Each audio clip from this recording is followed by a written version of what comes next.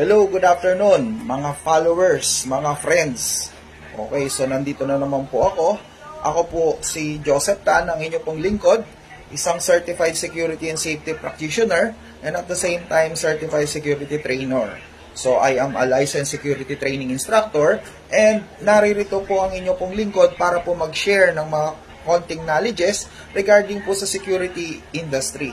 And technically, tulad po nung part 1 ng video natin, I am discussing the importance of 11 general orders para po dun sa mga certified security professionals po natin na kukuha po ng lisensya, and pangalawa, attend po ng mga series of interviews upang makapasa po sila.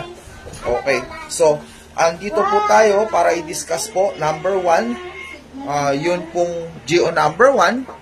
Okay, so GO number 1, sabi dyan, to take charge at the post and all the company properties in view, and to protect and serve the same with utmost diligence. So, when we are talking about to take charge, ano ba yung unang-unang pumapasok sa isip natin?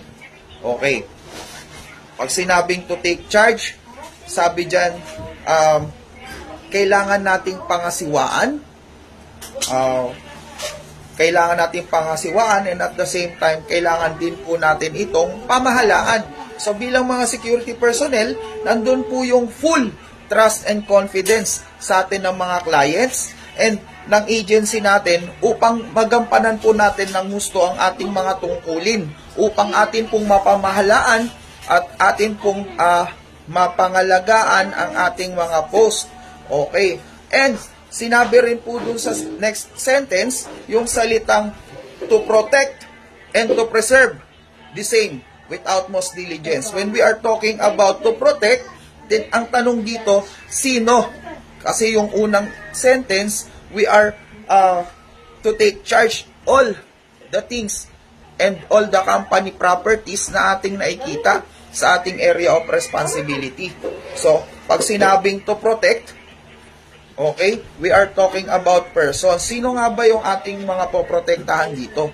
Poprotektahan natin ang lahat ng mga tao na ating mga nakikita sa ating area of responsibility. Yan po ay part ng ating tungkulin upang mapanatili natin ang katahimikan, mapangalagaan po ang peace and order sa ating area of responsibility. Okay.